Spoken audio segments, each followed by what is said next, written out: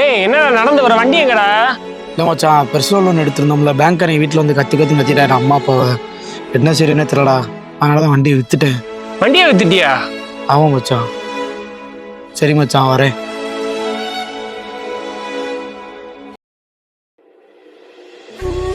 என்ன மச்சான் வர சொல்லியிருந்த?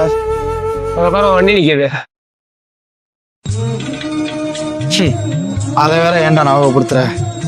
எங்கள் அப்பா எனக்கு ஆசை வாங்கி கொடுத்த வண்டிடா. எனக்கு அந்த வண்டிக்கு எவ்வளோ பாண்டிங் இருக்குது தெரியுமா? இதோ பக்கத்தில் தான் இருக்குது, ஆனால் அதை தொடர உரிமை கூட எனக்கு இல்லை பத்தியா?